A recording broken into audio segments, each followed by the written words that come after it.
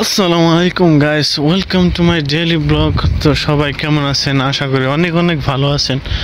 তো আমি আজকে যাইতেছি চুল কাটতে সৌদি আরবে। তো দেখাবো আপনাদের আজকে আমি কত টাকা দিয়ে আমার চুলটা কাটিং করি এবং কিভাবে কত সুন্দর করে কাটতে পারে। বাংলাদেশে দক্ষতা বেশি না এইদিকে তাদের দক্ষতা বেশি, তাই দেখবো। আর আমি যে চুল কাটবো ওইটা হচ্ছে ইন্ডিয়ান ভাই, ঠিক আছে?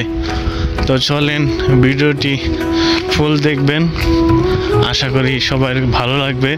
আর ভালো না লাগলেও তো একটা ইনফরমেশন পাইবেন যে সৌদি আরব চুল কাটতে কত টাকা লাগে, ঠিক আছে?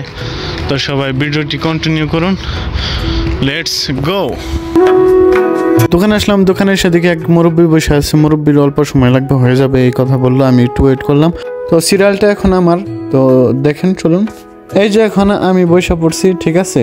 এখন আমার চুল কাটা হবে। আর আমি অনেক ভিডিও করতে চেষ্টা করছিলাম, তো কোনোভাবে আমার ফুল ফেসটা আসছিল না। আর সামনে একটা পানির লাইন আছে, তার জন্য আমাকে পুরা দেখা যাচ্ছিল না, ঠিক আছে? তো সমস্যা নাই, আমি এখন সামনে থেকে ক্যামেরা ধরবো, ঠিক আছে? এই যে দেখতে পাচ্ছেন, এখন আমি সামনে থেকে ক্যামেরাটা ধরলাম। এখন সম্ভবত ভালো দেখা যাইতেছে পুরো ফুল। আর দেখতে পারতেছেন আমার চেহারাটা একদম বাঁদরের মতো হয়ে গেছে, অনেক দিন যাবত চুল কাটি না। তো ভিডিওটি লং করব না, খুব দ্রুত আপনাদের জানিয়ে দেবো কত টাকা লাগলো।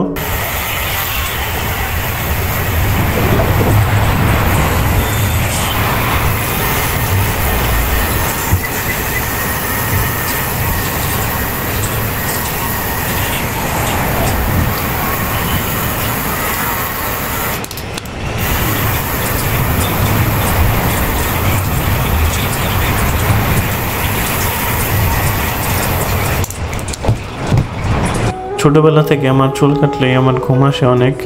তো আজকে দেখতে পারতেছেন কোনো ব্যতিক্রম না, আজকে ঘুম আসতেছে। তো আমি ইচ্ছা করে অনেক জোর কষ্ট করে চোখটা খোলা রাখছি, চোখের নিচ দিয়ে দেখতে পারতেছেন ফুলে গেছে। তো তারপরে আপনাদের ভিডিও করব, আজকে দেখাবো।